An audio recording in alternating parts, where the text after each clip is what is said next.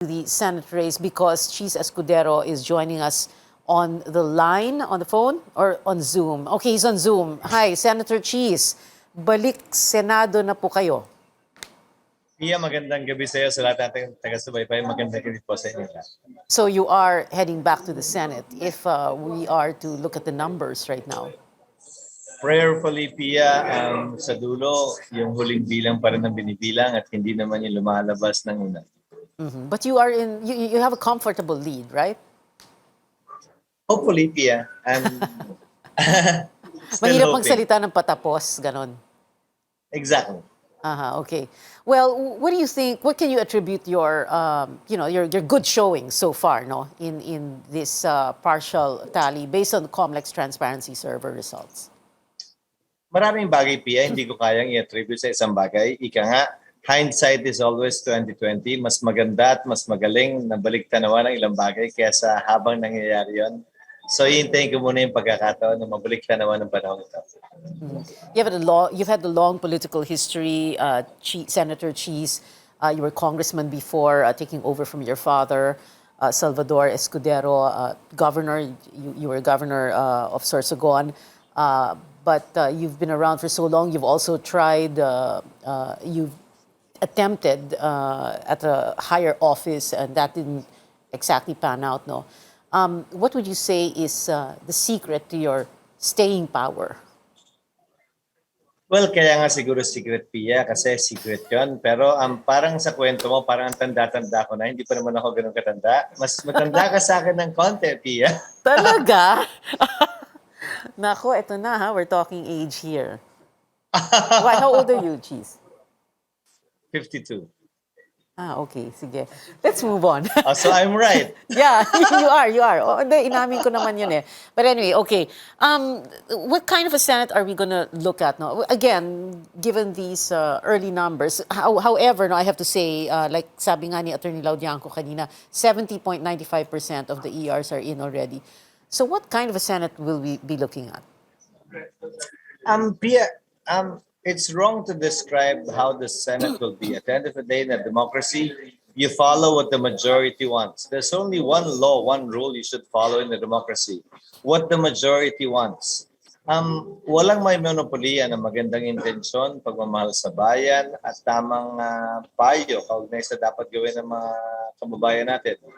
Kung ano man ang hugis, itsura at kulay ng Senado, yun ang gusto ng tao at yun ang dapat nating paobrahin para mapagsilbihan ng mas marami nating kababayan kaugnay sa pagbangon muli sa pandemyang ito, kaugnay sa pagbangon muli sa anumang kalamidad na pinagdaanan at kinaharap ng ating bansa. Maraming hindi siguro makakatanggap ng resulta ng halalan. Sino man ang kanilang binoto, pagka-mayor man, pagka-governor, pagka-senador, presidente, congressman. Pero sa dulo, sana tanggapin nila na sa isang demokrasya, iisa lamang ang batas na ating sinusunod, yung gusto ng nakararami. Yan ang kaibahan ng demokrasya sa isang diktadurya. Walang sino mang isang tao o isang sektor, gaano man kataas ang pinag-aralan nila, na pwede magsabi kung anong maganda para sa ating bansa, kung anong mas makabubuti para sa ating bansa, dahil sa araw ng halalan, tigi-tigisa lang tayo ng boto, Pia. Nasa media ka man, broadcaster, ako man, gobernador, janitor man, o presidente ng Pilipinas, tigi-tigisa lang tayo ng boto. Senator Chiz, you said what the majority wants. You're talking about respecting the mandate. Like you said, there may be some who will be unhappy with this outcome. Although, yeah, I mean, it's still partial, but it is 70% of election returns. How would you address that? Because we had a very how shall I say it? We had a very very interesting campaign, no? And the conflict was, very, very high levels, no? How do you tell, for example, Lenny supporters who really believed that she could win in spite of the surveys, that the rallies were showing the enthusiasm, the fervor, how much they wanted this, no? How do you address that? I'll give an example, Pia. I voted for Lenny. I'm from Bicol. I'm from Sorsogon. Lenny is half, partially from Sorsogon. But at the end of the day, in a democracy, we follow the rule of the majority. Sometimes we win, sometimes we lose, sometimes the person we voted for will win, sometimes the person we voted for will lose. But we should respect the decision of the majority.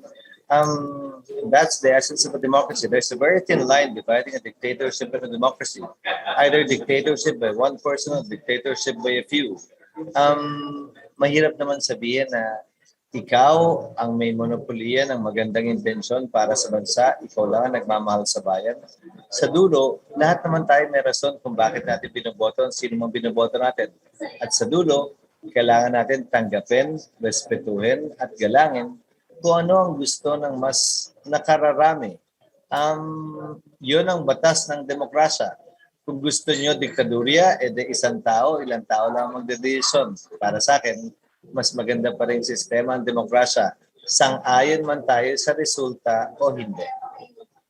Well, but the dictatorship, that is exactly what people allied with Lenny fought against. And therefore, that is not something they would want to go back to, right? Ironically, Pia, not VP Lenny, but some of those who are supporting her tend to impose what they think on people who think differently. At the end of the day, again, I hope whoever wins will be respected. Whoever loses should respect the result, whether it's the candidate or it's the supporters. Again, sa dulo, sa isang demokrasya, dapat natin tanggapin kung ano ang gusto ng mas nakararami. Sang-ayon man tayo doon o hindi. Dahil sa isang demokrasya, as my political science teacher taught me, isa lang ang batas na sinusunod, yung gusto ng nakararami. Tingin man natin tama yun, tingin man natin mali yun, sang-ayon man tayo doon o hindi. Yun ang dapat nating sundin at galangin. Respecting the will of the majority. That's what you're saying. Senator Chiz Escudero, I'm sorry, former governor. Governor pala, sorry. Still governor, Pia. Still governor. What did I say? Oh, still governor. Oh, Governor Sorsogon, Chiz Escudero. Sorry, you wanted to say something? One last thing? Hiling ko, sana anumang kulay na dinala natin nagdaang eleksyon, sana pagkatapos ng eleksyon, pare-pareho tayo ng kulay na dinala.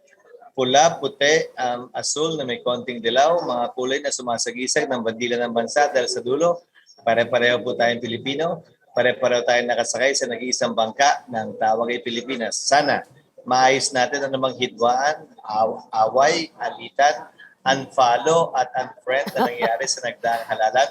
Oh, ang dami nag-away. Magkaisa po tayong muli. Yeah. Maraming salamat po sa inyo, Governor Chiz Escudero of Sorsogon, senatorial candidate. And as far as the rankings in the Comelec numbers are showing, he is in the upper half of the Magic 12. Salamat po, Chiz Escudero. CNN